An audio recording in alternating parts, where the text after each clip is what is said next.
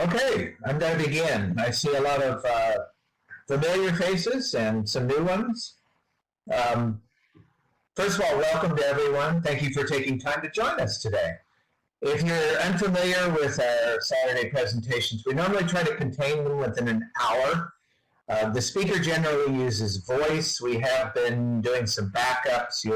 You see a Zoom link there in case we generally only use those, first of all, in case there's a technical problem that the Zoom works in real well.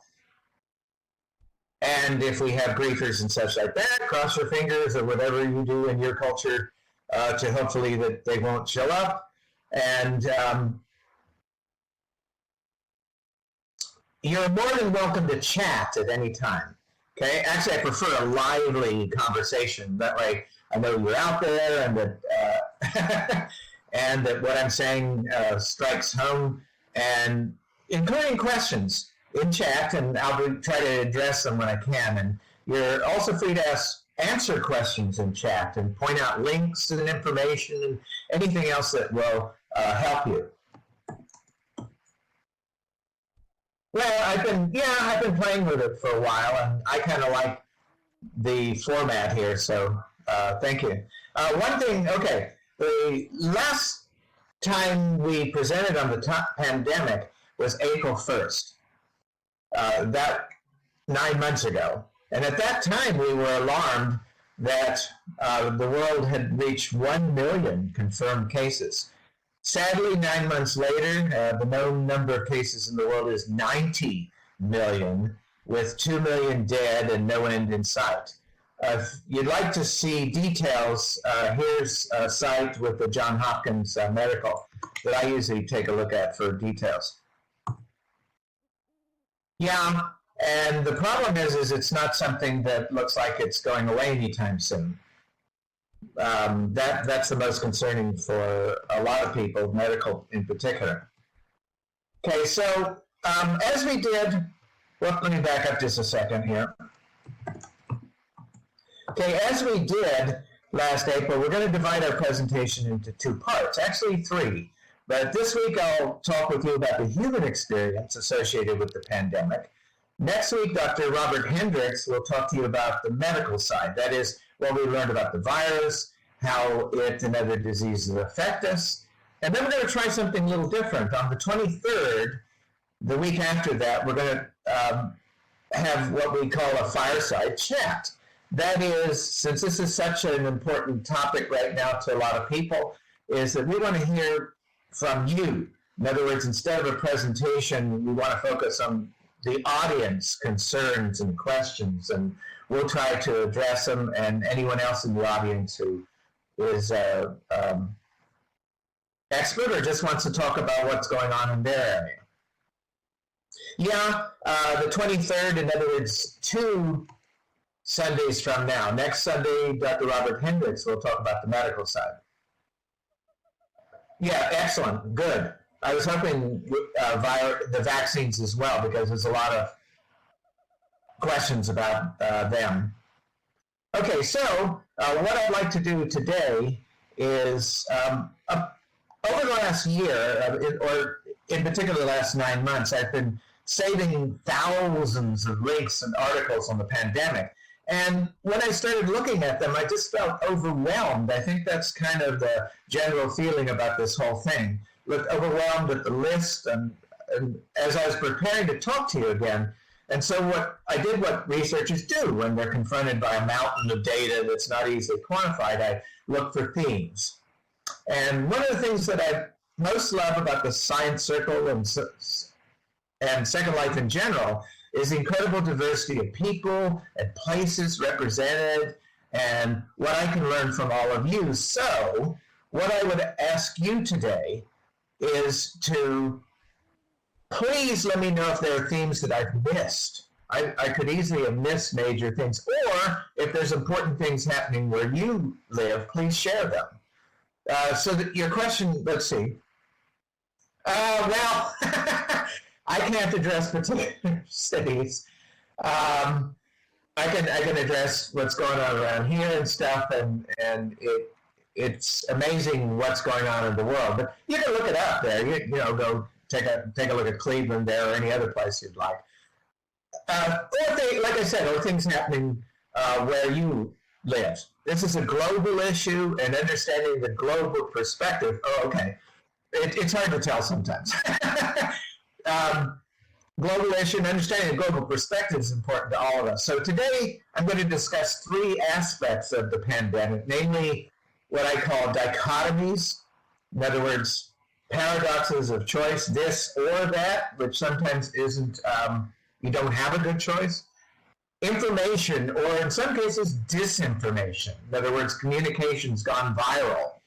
And what I kind of kiddingly called divination. In other words, past, present, future, pandemic and context, where we're going next and stuff, which really would be divination. So let's take a look. So the first thing I'd like to talk about is what is dichotomies. The first one is, if we want to take a look at this from a scientific standpoint, is how do people react to a threat?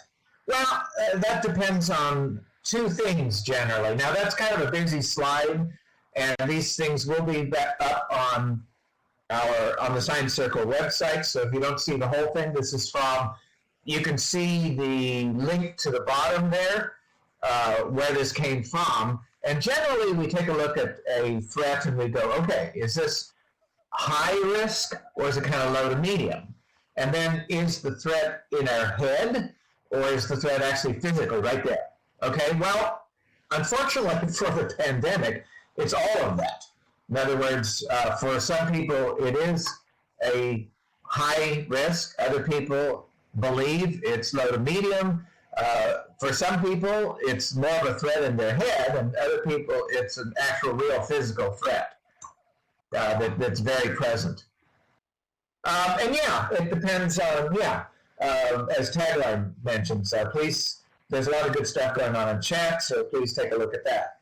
And so what do we generally do? Well, animals generally tend to either fight, freeze, or take flight. And we can do the same thing, except that, for example, we could try to negotiate. Well, it's kind of hard to negotiate with a virus, but we can kind of negotiate with other people as far as what to do or not do. We can verbally confront. That may work in some instances, but as you can see, it's not a great idea in a lot of cases. Contact authority, or look to authority, and then scoot or shoot, huh? Yeah, unfortunately, it depends on what country you're in. And you can hide, flee. In other words, there's lots of responses. So let's see what some of the responses that people have done for this particular threat. One that I think is really important, and you can see the differences in countries, is, and pollution. Okay, you can see the difference in countries is whether they're in psychological parlance, so to speak, whether they think more toward the collective or toward individualism. In the country in which I live, I'm not talking that the whole country is homogeneous, but in general, the United States has the highest degree of individualism, or thinking about the individual above the community of anywhere in the world.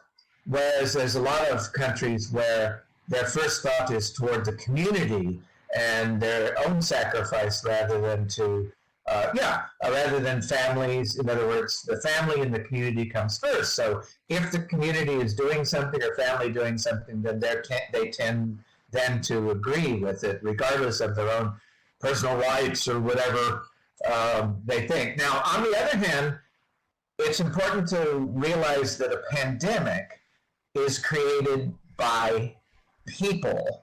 In other words, it's transmitted every single time from person to person. And in some cases, as I have, if anybody recognizes where the quote on the bottom goes, is, in other words, the needs of the many may outweigh the needs of the few or the one. This is a problem. So we have to, exactly. So we have to Spock, Star Trek, that sort of thing. So you have to kind of think of whether you're looking out for your own interests or looking out for the interests of the community. So that's one of the dichotomies, one of the decisions that we have to know, or that we have to decide on. Another dichotomy, another thing that we're faced with is action or inactions. For example, I read recently that there's a city of 11 million in China where they had 100 new cases, and they cordoned off the whole city. In other words, they blocked all the entrance exits, shut down transportation and such. And in the United States where I live, they seem sometimes reluctant to, stop mobs from overrunning the Capitol. And they still, even though we have the most amount of cases of deaths, there's still just suggestions about wearing masks and such. And so there's a vast difference in the way that we have looked at the pandemic, depending on where you live in the world. The other thing is, frankly, it depends on where you are in that nation. I'll show you a little bit later that for the United States, at least, the differences in the United States about how the pandemic is perceived and acted on. So some countries have implemented a nationwide plan, whereas some countries or administrations have kind of just reneged on the responsibility and handed over and basically to local regions to do the way that they see fit. Okay, so another dichotomy here. Here again, what I'd like you to do is, if I leave something out, I've got a number of these, but if I leave something out, please let me know, like, wow, you forgot this, okay? I won't feel at all hurt that you do that. I want to know, because we have a really good audience right here, and people from all over the world, so if I've left something out, let me know. Now, part of it is also the difference between statistics versus the truth. Just a second. What I mean by that is, it's not a matter of not reporting, but in some cases, what you get to report is not always the full story. In other words, first of all, statistics have to be authorized. Nobody really wants to report negative news. There have been countries, which I won't name, that basically said, you will not talk about the pandemic, and so we didn't get some statistics from certain countries for a long time. It's also got to be coordinated.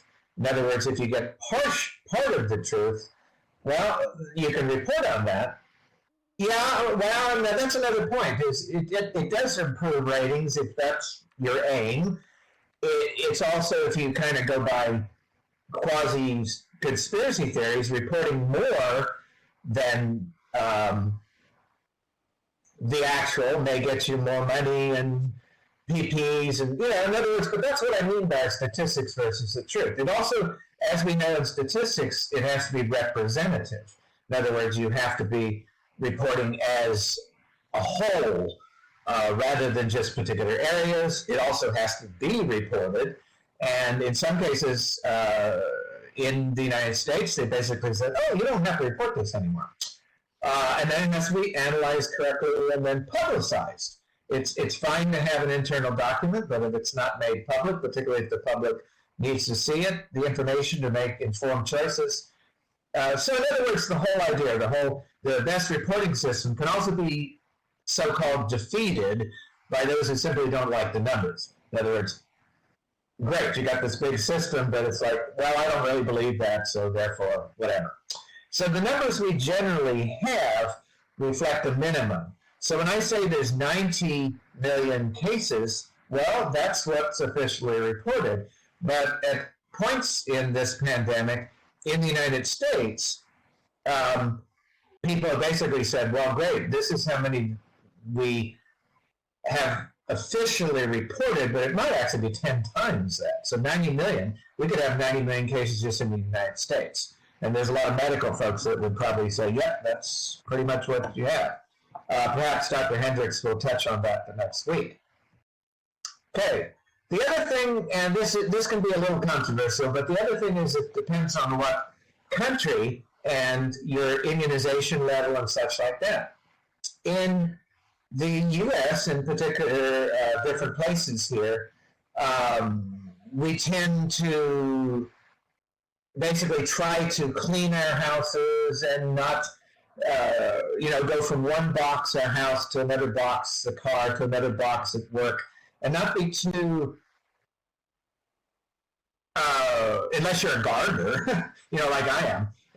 Essentially, I get into the garden, and I think here again, knock on wood, so to speak, but I think my immunity level is pretty high because there are thousands of possible pathogens that are in soil and in the air, and we've got like 3 dogs and a cat, and I'm out in the garden all the time and such. So I actually think that's healthier than leading a very sterile existence. The other thing, as a teacher with a lot of students from lots of countries, I think I've probably been exposed to just about anything.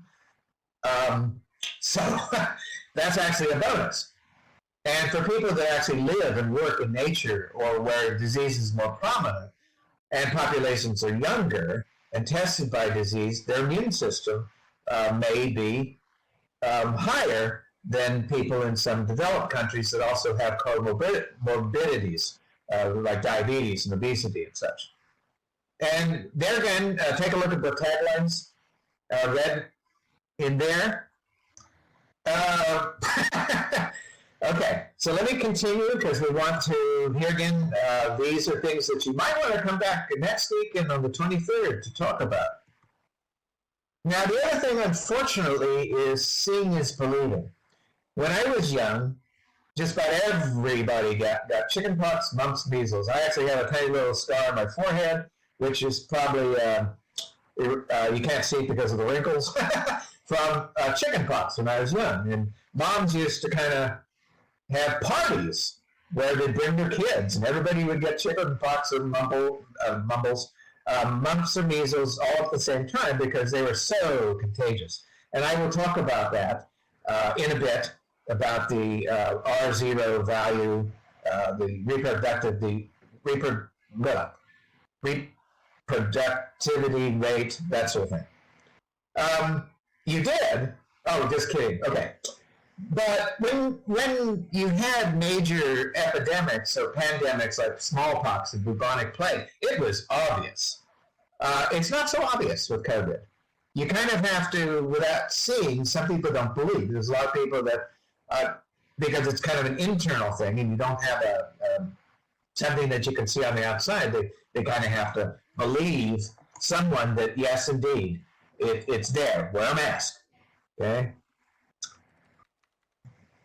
Okay. There's also here again, what I'm doing is kind of looking at themes that you can see in the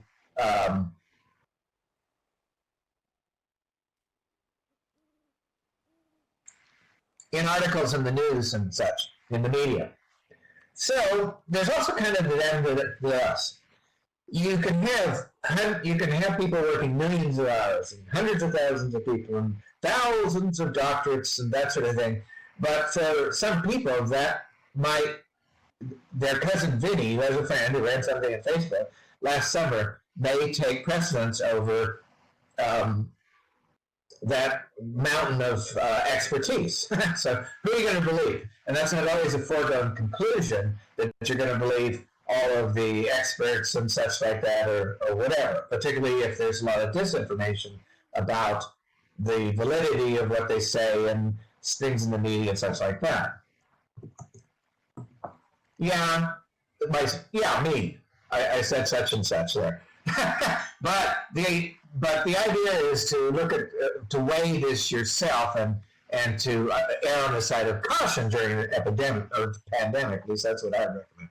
Okay, so let's take a look then at the next one. Is basically okay.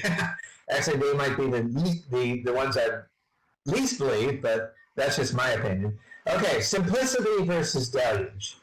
In other words, some of the things that you need to do personally, or that I would recommend, although you can, are very simple, and we'll get to that in a minute. But people are confused, just as I was with all the articles and things I've been collecting. people have been very confused by a deluge of sometimes conflicting advice or advice that changes because this is a novel experience for us. And 1 month they might say one thing and another, and it's not necessarily, just like science when it changes, it's not necessarily contradictory if you look at why they were saying it under the circumstances. But if you don't, you could just have people go, well, you said back in March about this on Mass, and now in June you're saying this, and that can lead to people not believing. But here again, a lot of it is fairly simple, and we'll get to that in a minute. The other thing is about experts. Well, Shiloh, that's a very good question, but can you, if it's possible to come next Saturday, is Dr. Hendricks is going to talk about that. I'm deliberately kind of avoiding the medical technical parts of this because that's going to be his time to talk about vaccines and the virus and how it affects people and such like that. That's a lot of information. Okay, so there's also experts versus authorities. Is that basically, who do you believe? Is it the politicians, or is it the doctors, or who do you believe? And so you have legitimate people who are revered by their peers and such, but you can also have people who basically have no experience, or mavericks, that essentially are wearing a white coat. Well, think of it as immediately suspect. If somebody's wearing a white coat, they have no name tag, there's no association with anyone. I can get a white coat anywhere, okay, and call myself a doctor. In fact, I'm very careful on an airplane or something to make sure that, well, that's a good question about whether the World Health Organization and such. I tend to believe the World Health Organization over media. However, you want to talk, you might want to ask Dr. Hendricks about that. Here again, that's more of a medical question. But so these are, here again, these are some of the types of dichotomies or decisions that go into why this is a pandemic. Okay, there's also here again, I was talking about collective. I was talking about collective versus individualism. Well, part of it is needs versus wants, and sometimes there is no good choice. Every choice you make has a significant cost to it. So for a lot of people,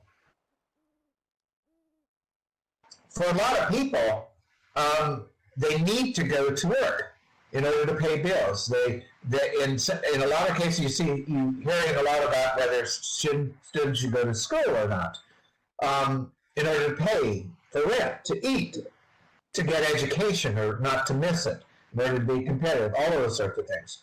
And at the same time, you can also recognize the need to stay home, to isolate, all of that. So in some cases, some of these dichotomies are not easy decisions. There's also, frankly, some personal items. Like, for example, I know some people, that the pandemic hasn't affected them much at all because they don't tend to be out the ones partying at the crowds and family and all that. Yeah, and frankly, I haven't gone to a restaurant since March. I do takeout, or the lines and stuff that you could pick up, those sorts of things. Yes, but I will talk about that in a second as to why I decided not to do that. So, people will also, isolation is more natural to, or more difficult for some people. It tends to possibly lead to depression, and it's really difficult, particularly if you're talking about family or others or friends and stuff like that.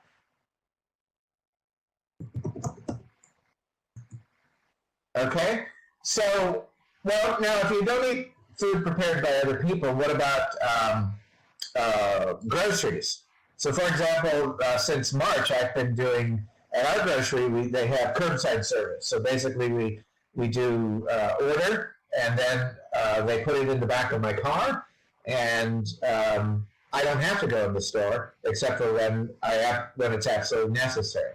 In other words, I'm treating this like a pandemic, and being a lot well, being close to 70 and such, I'm not going to fool around with this, okay? So in any case, now the other thing is here's another legitimate one where it's difficult to make decisions, is patents versus pandemic. We've heard this before, but companies spend a lot of time and effort to develop vaccines and drugs, and they want to recoup their investments. They are a company. It's not just totally altruistic. On the other hand, vaccines may bring an end to the international emergencies if controls or prices are relaxed or they're subsidized or whatever. So that's a real decision on the parts of companies and governments as to how they handle the vaccine. Dr. Hendricks may talk a little bit more about that. The other thing is we tend to, or not we, but people who want to downplay it tend to go, well, there haven't been that many deaths. So they talk about, well, not that many people have died, but on the other hand,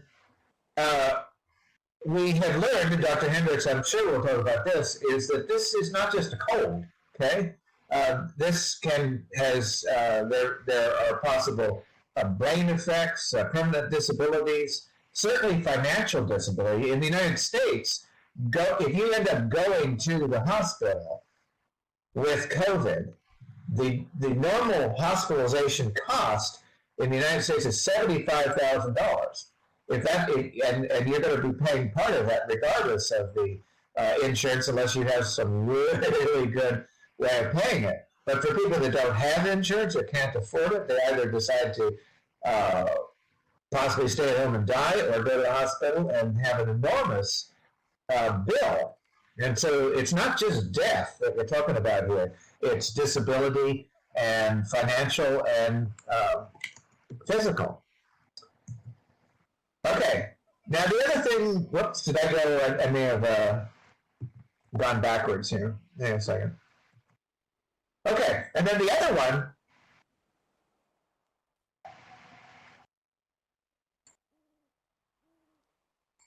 one of the other dichotomies there is kind of the known versus the unknown. In other words, if we kind of had a time that okay, this is just like other, tell me about it. My stepdaughter is an ER nurse. She's a very good one, but boy, she has been, thank you, Cass, and these will be available on our site. And if you want to see them again, or partly of these, and Dr. Hendricks ones on the 23rd will be available for those too. And so, absolutely. In other words, for every person that's hospitalized with COVID, there are people that are pregnant, or diabetes, or heart attacks, or strokes, or whatever, that, in other words, the normal medical crowd. There are places in Los Angeles right now, unfortunately, hospitals that are having to decide and actually do a triage thing. In other words, this person is not sick enough to be even admitted. And that's a real sad situation. In fact, that's the curve that I'll remind people again that we're trying to avoid. Because essentially, if you don't have modern medicine, then you're back 100 years ago with the 1918 flu epidemic, and then we're in real trouble, okay? So we want to try to avoid that situation at all costs, but we're just about getting there. Okay, so what are some reactions to all this? And here again, those are the themes I found, but what are some reactions that people have had? And so if I'm missing some themes, please feel free to put them in chat. I may very well have missed something that's important that you've seen and that I may just have missed. I've been watching, of course, I've been watching the chat here, and people talk about this and that in media and things like that. But if there's actual, wow, yeah, and everybody does that. In other words, the first thing that happens, whether it's a hurricane where I live, or earthquake perhaps, or whatever, is panic. And in some cases, it's irrational panic, like hoarding toilet paper, or in some cases, blaming others immediately. Stages of grief. There you go. Or focus. In other words,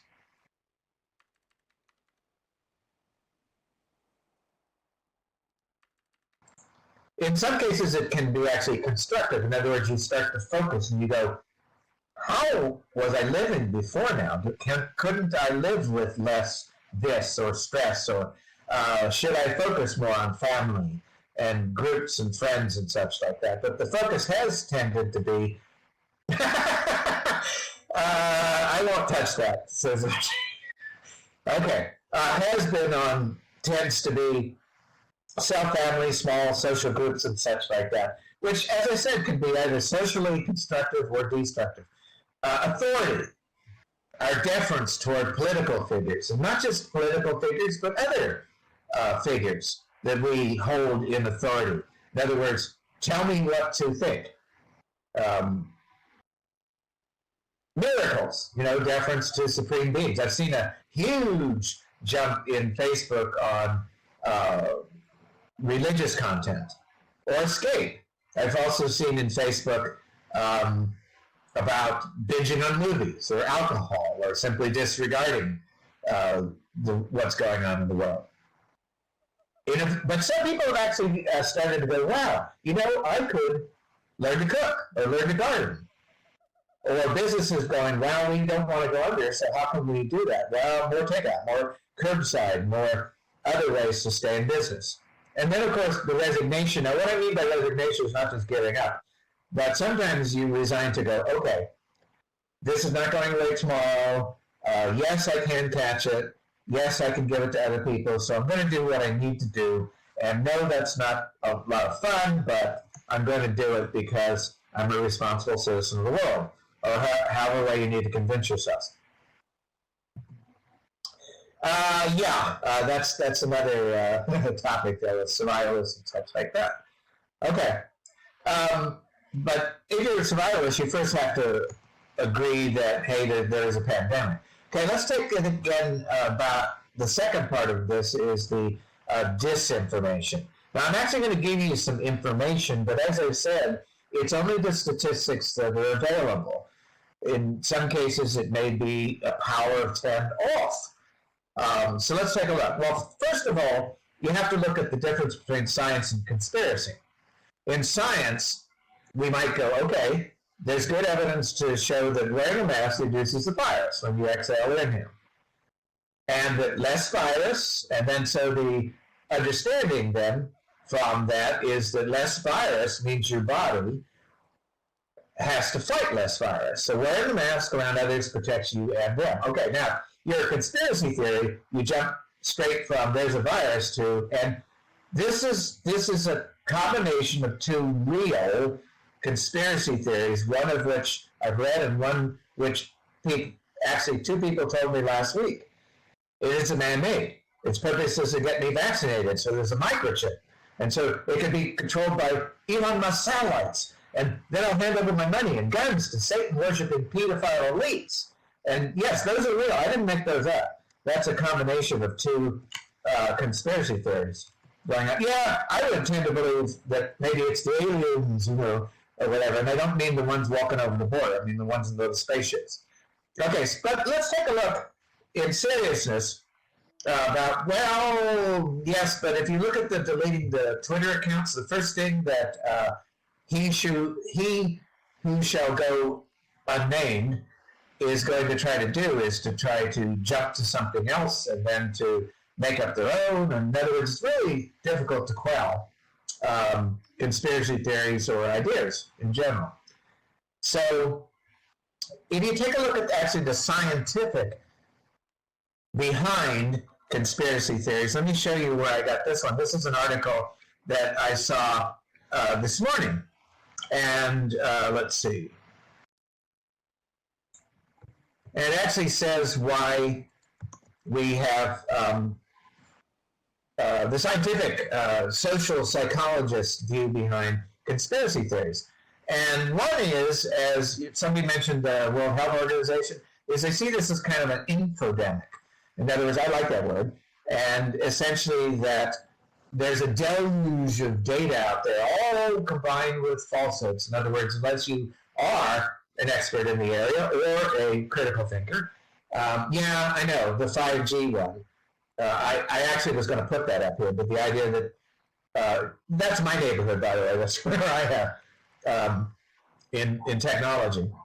That's where my expertise is in. But the idea that 5G causes COVID, oh my goodness, But basically, the article says, if you read through the article, it basically says that we tend to like misinformation unless you're a critical thinker, because it's simple. It's causal.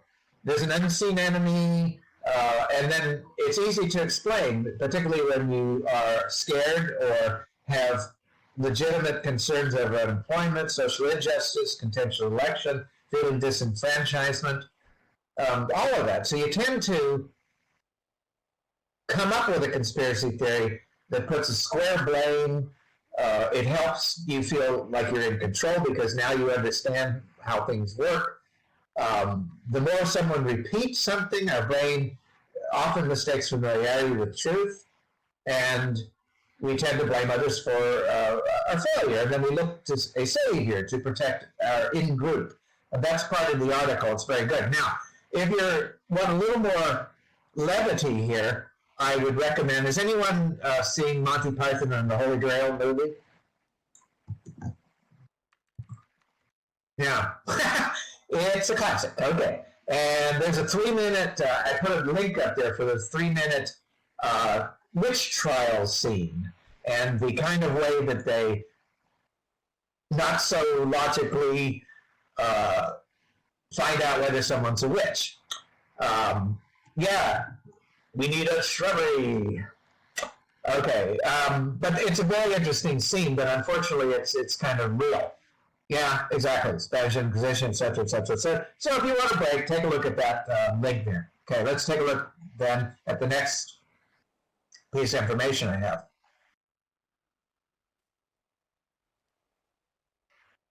Okay, so there's also the situation with preparation versus actually implementation. In other words, the best plans of mice and men often go astray, right? Okay, so this is real too. I'd like to give you, I can give you a link to this later. But medical agencies, I mean, if you've been following this over the thing, they knew the pandemic was inevitable. There's been other SARS viruses with MERS and SARS-1 out there. Yeah, Steinbeck. Exactly, that's a quote from Steinbeck. And they knew it was inevitable, and particularly since you had an H1N1 flu and then Ebola all within this decade, is that agencies sat down and they did simulations, and they worked through them, just like the military does, with communications and simulations, and train core teams to handle things, just like in the United States for Department of Homeland Security and hurricanes and such. And so they had an entire guide for all of this. And the scary thing is that if you actually read through the guide, it was for 2025, but it was very, very similar to exactly what we're experiencing today. Unfortunately, the best guides, if they're not read or dismissed, are worthless. So basically by 2020, within 3 years, the powers that be, who shall go unnamed, basically dismissed staff, gutted funding, ignored the guidance, and then claimed that they knew nothing about a pandemic. Oh well, okay, and then gave contradictory guidance and false statements, stuff like that. Yeah, okay. So in any case, let's go ahead. I want to try to keep this to an hour. This is, as of this week, the share of the population reported with COVID. Now, if you look, it varies tremendously from countries who have this under control, the ones in yellow, etc., or that just have not spread it as much. In other words, in some cases, yeah, I know. So in the United States, for example, 1 in 16 people. In some cases, a lot higher than that. In other words, in some cases, 1 in 4 people have it, or are known to have it, which means probably minimum numbers. And it varies depending on what countries and how much travel you have and how much reporting there is and such like that as to where. Now, this is the share of the population reported with it. This is the cases per day. basically. In other words, in the United States right now, there's 200,000 people per day. This is the cases per day per 100,000 population. As I told a friend of mine the other day, there's more people that are dying of COVID in the United States every day than died in the 9/11 tragedy, that sort of thing. And Tagline wrote something in all caps there, so yeah, take a look. Well, it is appalling, but these are the figures. And then this is an interesting one. It's a little crowded, but essentially, this is the number of deaths versus cases. This was back in August. But you can see it varies tremendously depending on where you are in the world and what kind of government you have and how much control they have the population and how people feel about either individuals or collectivism. You can see in the rundown there on the bottom right that a lot of countries that are in Asia-Oceania area, they're were able to control this fairly quickly on, whereas other countries it's almost totally out of control. Yeah, okay. And now just real quick, I don't want to harp on the U.S., but there's a little bit of difference in when you look at the U.S. In other words, you can't just say the U.S.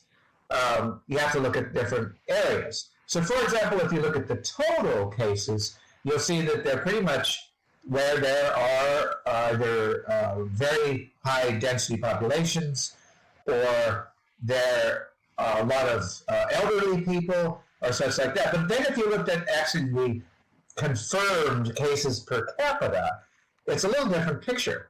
And unfortunately, just like back in the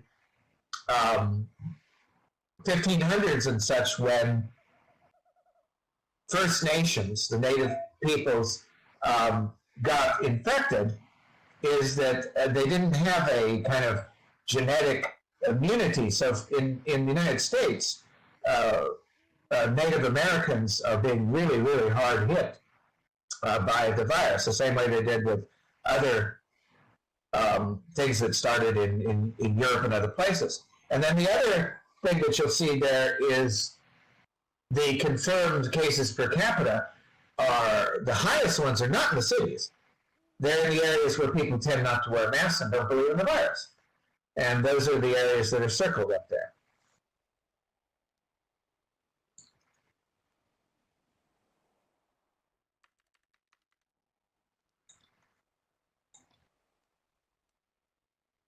Okay. Actually, I was just coughing. I don't know whether it's power suggestion or what. Okay, let's keep moving on here. Is that now, the other thing is at the very beginning, there tended to be this thing about this is an old people's disease. Well, it's not. And maybe Dr. Hendrick can back this up next week, but essentially, if you look at the relative percent of cases, it's people between 20 and 50, or 20 and 55, 20 and 60, not the elderly. However, so the most cases are there, and then there's between 35 and 60% of people that are asymptomatic, and then a lot more that are only mild and things.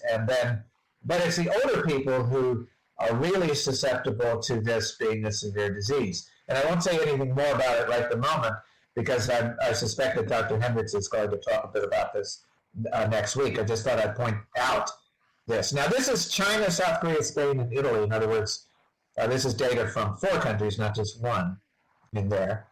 So let me kind of divide what may happen or what's next. This is really treading in the thin area here. The first thing that I think is kind of unambiguous, well, and that's, Syzygy, you've got a point. In other words, there's a lot of factors here. And even if you looked in a city, if you looked and say, well, the city near us has a great disparity between wealthy and poor. And so I bet you if you actually looked at who has COVID, you'd see a pretty good correlation there. But one of the things, if you look at this, is, does this look like it's slowing down? Yes, they are. And part of the reason I know this is by direct or slightly secondhand. Yeah, that's okay. It's worth shouting about. Is this the one thing I want to point out too is it's statistics kind of are mean in a way because they talk about populations, not individuals. For individuals, this is life or death, or people that it's life or death for. I don't think there's a single person in the United States, unless they're living in the hills somewhere, that doesn't have someone they know that has the disease or possibly has died from it. We're at that stage right now. Okay, and you can tell this is not under control. That line is not going down. That line's going up. And so we don't really know. In other words, is this going to, we can take a look at things in the past, but we don't really know whether this is, how this will be contained. With the positive point, of course, of the vaccines, but then Dr. Hendricks will talk about that. So can we learn anything? Well, I had earlier taken a look at the 1918 one, and the 1918 one lasted about 2 years. The worst cases were during the first year and a half, and it came in waves. However, and it was mostly a young persons. In other words, the teen to middle-aged people tended to die of it. Well, that's not the case for this virus. And so we tend to be kind of a steady climb with surges. Some people, medical people, have been saying, hey, this can last easily through 2021. It's deadly to older people and immunocompromised people. It's infected. Now, on the other hand,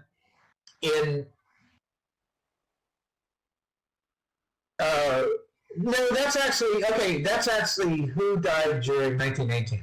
That is, the inset is basically saying that the younger people died, not the older people. Because I was watching a very good series, by the way, that talks about, it's called London Hospital, and it's about how around 1920, and the life expectancy was only about 45 at the time. So, we live in a little different world. And then watch some of the things Tagline's putting in there.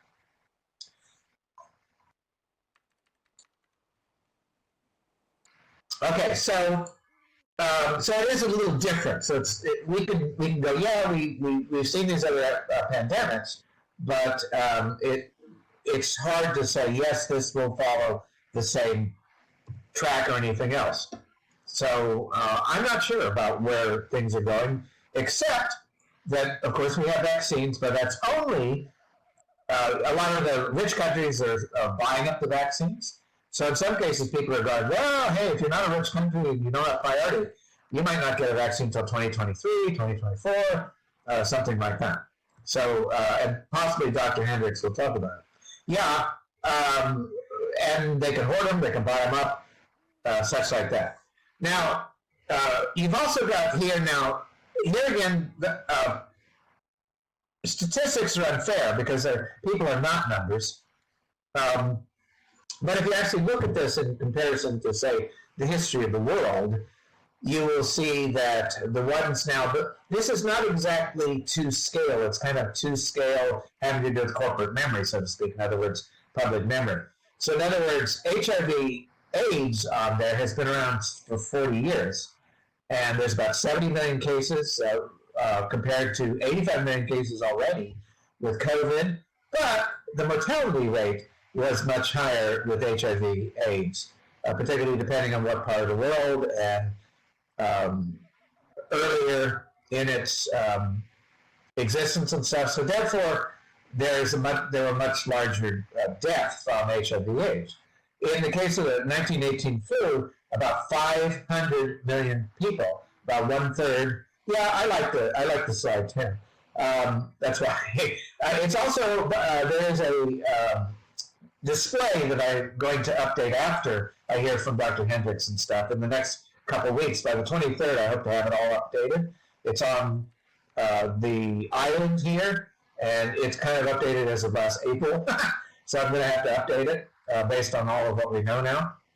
But the idea is that then in 1918, there were about 500 million deaths, 500 million cases, about a third of the world, which right now, of course, the population is way, 4 or 5 times what it was then, with a lot of crowded cities and such.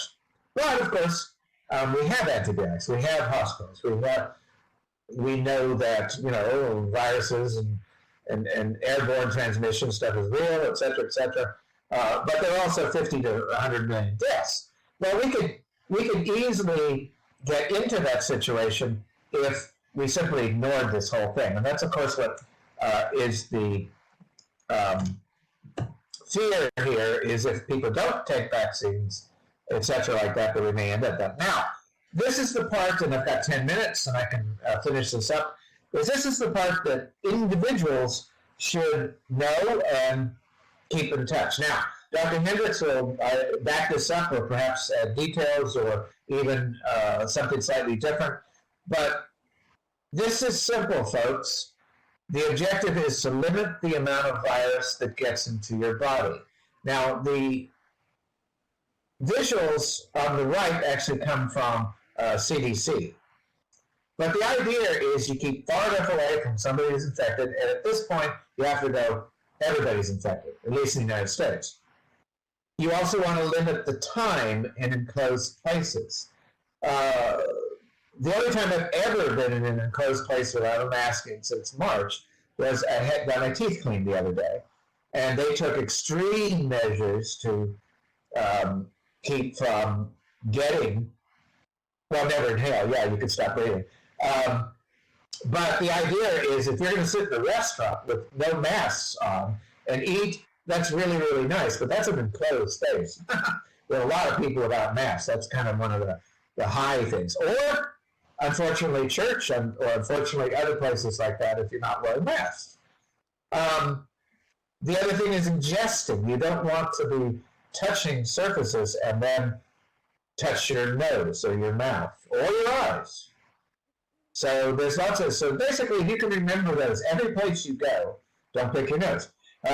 Every place you go is, if you can remember this simple thing, is you want to try to limit the virus that gets in you, then that's all you really have to remember. You don't have to go, how many feet away should I do it, for how long, blah, blah, that sort of thing. But if you want those things, then some of the guidelines on the bottom. But here again, I'm sure that Dr. Hendricks will give you a bit more about this.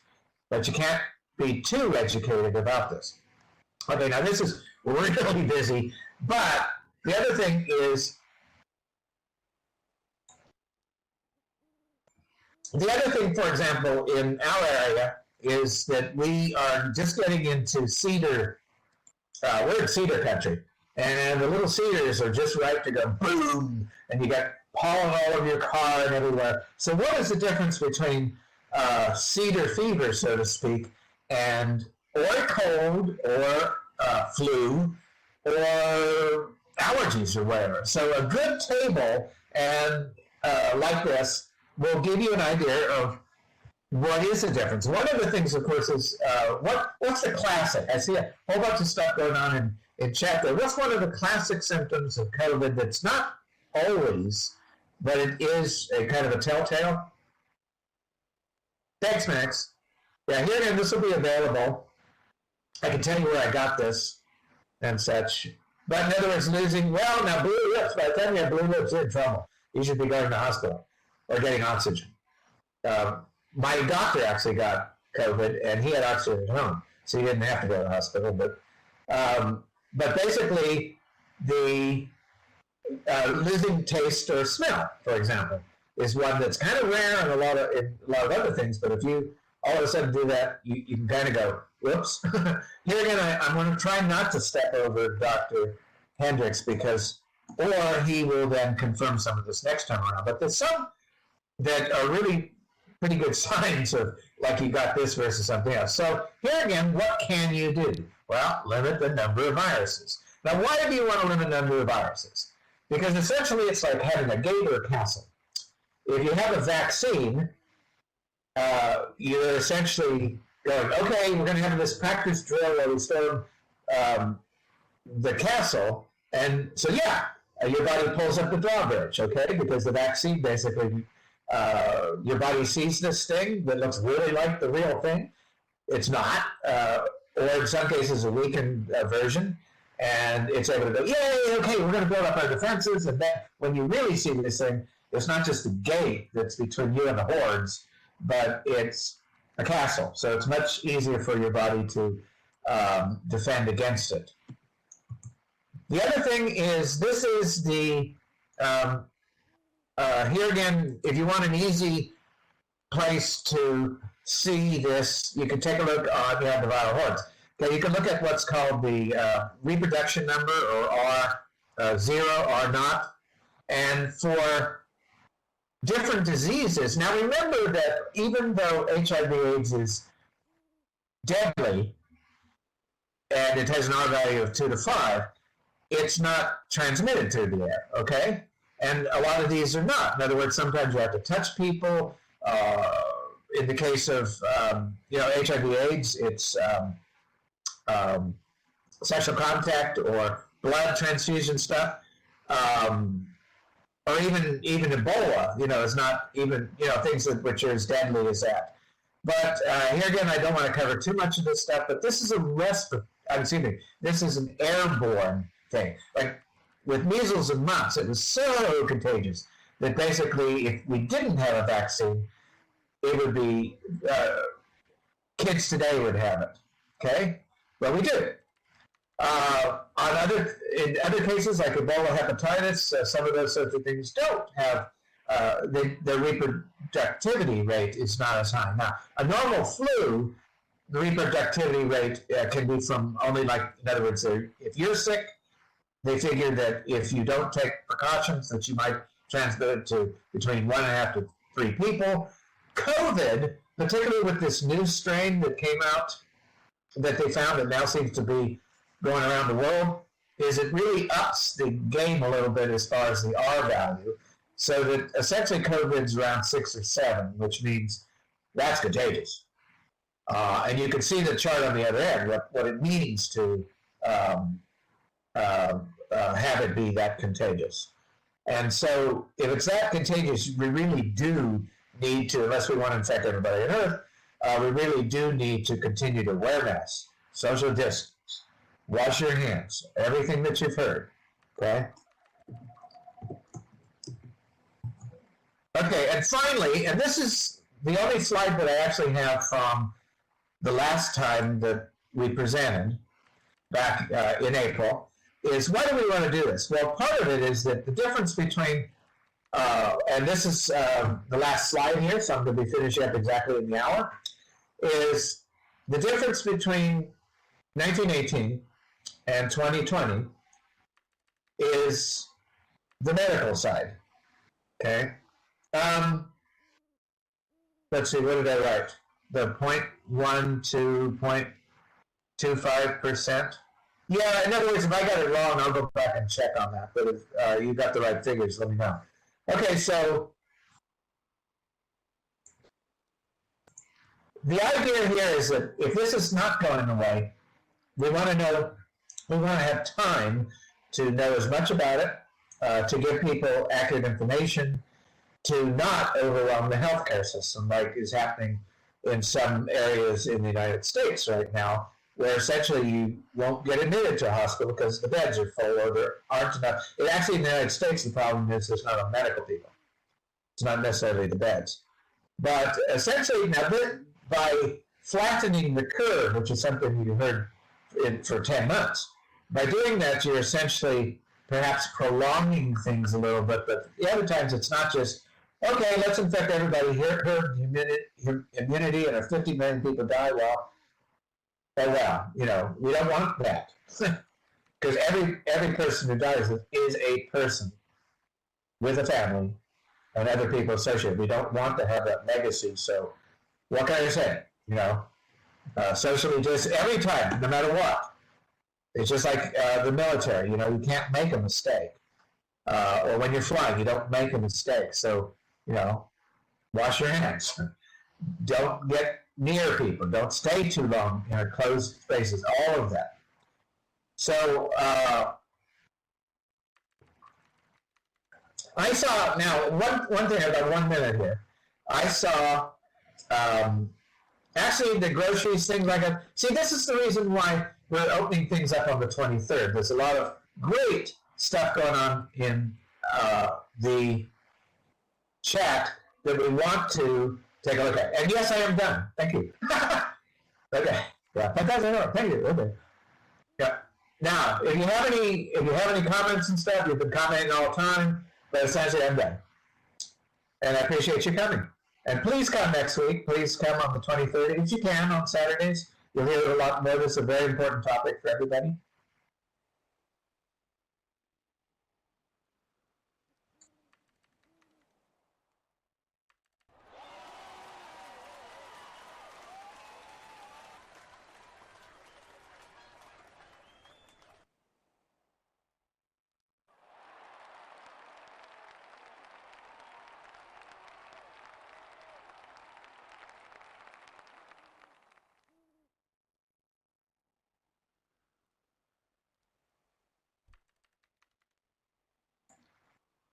Well, good. I'm glad to hear that you thought it was informative. And here again, you can get side B next time. And if I missed anything, bring it up in chat and stuff next time around or on the 23rd as far as any major themes I might have missed. Thank you. Yeah, I think we're all tired of this. I think we'd like to go back to normal. And in theory, and Dr. Hendricks might expound on this, but if everybody just kind of gritted their teeth. Oh, hey, my dentist, by the way, said that people have been gritting their teeth too much, and you can actually see it in teeth. But if we just kind of figuratively grit our teeth and do what we're supposed to, the whole thing would probably disappear in about a month. I mean, you could see it actually in some countries, it's disappeared. And it's not because it just disappeared. It's because people did what they're supposed to do.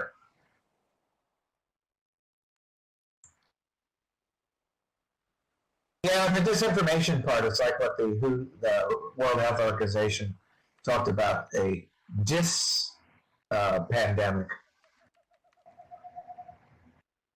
Or whether it was or infodemic.